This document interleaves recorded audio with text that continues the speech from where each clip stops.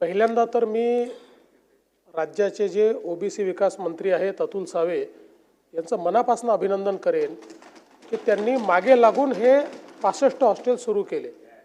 या हॉस्टेलच्या संदर्भात 10-12 वर्ष आपण चर्चा करत होतो, पण ते काही पुढे जात नव्हतं। पण अतुल सावेंना कारभार दिल्यानंतर त्यांना मी विनंती केली की तुम्ही स्वतः याच्यामध्ये लक्ष घाला आणि एक हॉस्टेलची जागा शोधून काढून त्या ठिकाणच्या व्यवस्था उभ्या करून आज 65 हॉस्टेल तयार झाले, सुरू झाले।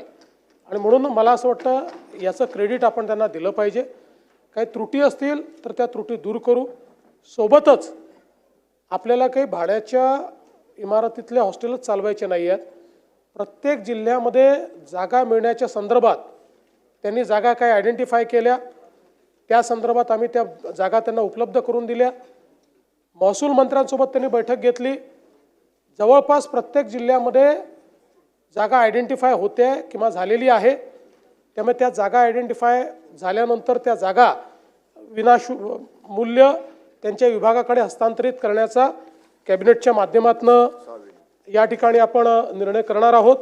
ज्यामध्ये आपल्या माहितीकरता मला या ठिकाणी सांगितलं पाहिजे की ज्या महसूल विभागाला आता जागा प्रत्यार्पित झालेल्या आहेत त्याच्यामध्ये म्हणजे विभागाकडे आलेल्या जागा आहेत पुणे, जालना, बुलढाणा, भंडारा, वर्धा, गडचिरोली, रत्नागिरी। जे आता महसूलनी यांना देण्याकरता वेगवेगळ्या विभागाकडून प्रत्यार्पित करून घेतलेल्या आहेत त्या सोलापूर, सांगली, धुळे, धाराशिव, अमरावती, अकोला, यवतमाळ, वाशिम, चंद्रपूर आणि गोंदिया। म्हणजे आता तिथेही जागेचा प्रश्न हा संपलेला आहे।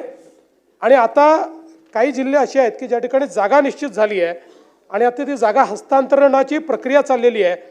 ते आहेत नागपूर, कोल्हापूर, सातारा, नाशिक, जळगाव, नंदुरबार, लातूर, नांदेड, हिंगोली, बीड, परभणी, सिंधुदुर्ग, पालघर, छत्रपती संभाजीनगर आणि अहिल्यानगर। जागा न मिळालेले फक्त 4 जिल्हे आहेत। त्या 4ही जिल्ह्यांमध्ये मी स्वतः लक्ष घालून त्यांना जागा मिळवून देईल। जे आपले MMR रिजनमधले आहेत रायगड, ठाणे, मुंबई शहर आणि मुंबई उपनगर, त्यात मी स्वतः त्यांच्यासोबत बसून या 4ही जिल्ह्यात जागा मिळवून देऊ। इतर सगळीकडचा जागेचा प्रश्न हा जवळपास मार्गी लागलेला आहे।